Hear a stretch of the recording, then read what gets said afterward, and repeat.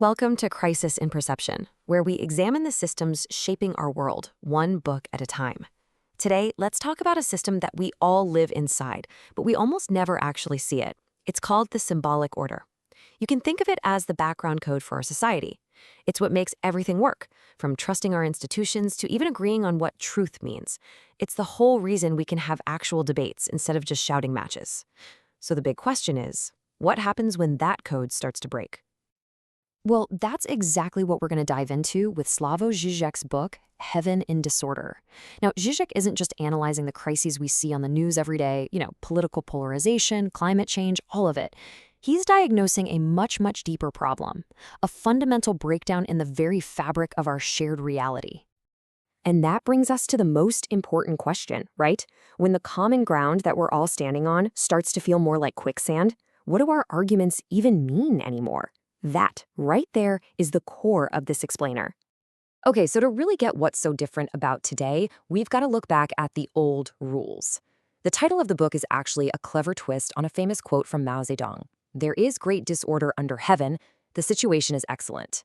Now, back in his time, disorder under heaven meant that, yeah, things on the ground were chaotic, maybe there was a revolution, but there was still this stable background, a heaven of shared rules that made sense of it all. So what is this heaven? Well, in Žižek's terms, it's what he calls the big other. Now, this isn't a person. It's more like the invisible operating system of society. It's all the shared meanings, the unwritten rules, and the social norms that we just implicitly accept. Think about the Cold War. It was a time of massive conflict for sure, but both sides were basically operating on the same map. They disagreed violently about the destination, but they agreed on the basic coordinates.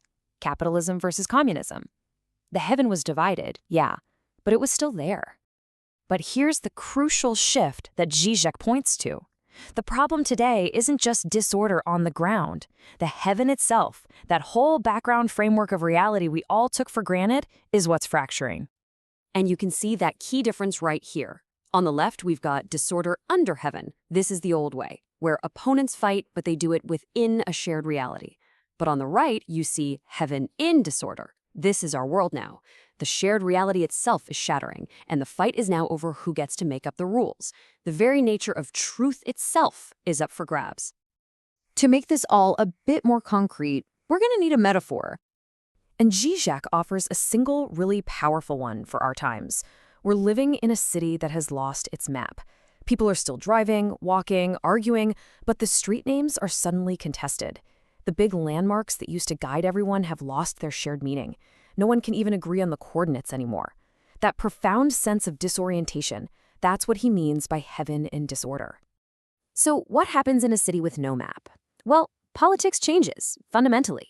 It stops being about how to get around the city and instead becomes a desperate fight to redraw the map itself, to be the one who gets to rename the landmarks for everyone. And these landmarks, they have a technical name. They're called master signifiers. They're the core concepts that organize everything else. Big words like freedom, democracy, justice, or ecology. These are supposed to be the main anchors on our symbolic map. Let's just take ecology. It's a perfect example. I mean, pretty much everyone agrees that it's a critical issue. But what does that word signify? What does it command us to actually do? This is where the fight begins.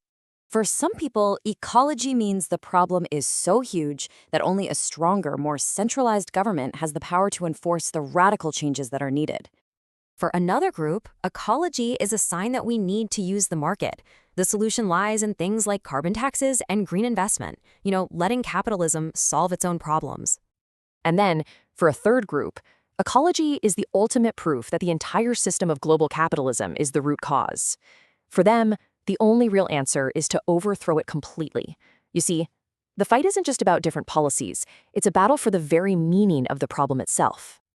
And this dynamic, it explains so much of what we see all around us. The ideological civil war happening in the United States, the deep, seemingly irreconcilable divisions of Brexit. These aren't just disagreements. They are symptoms of a lost map, where our common ground is shrinking because language itself has become a battlefield. So what's the big takeaway from Žižek's analysis? Well, it gives us a new lens to see our political reality, not as some simple clash of interests, but as something much more fundamental. When we see political actors fighting with such intensity, this framework shows us it's not just because they want different outcomes.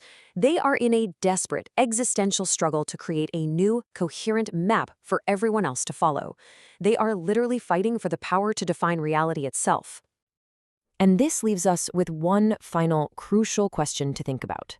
If the map really is gone, and the fundamental coordinates are no longer shared, what is the actual substance of our struggles?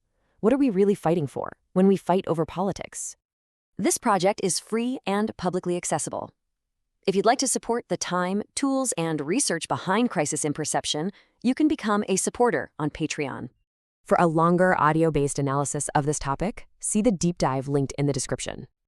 If you enjoy this kind of systems-level analysis, please like, subscribe, and comment with books or topics you'd like us to explore next.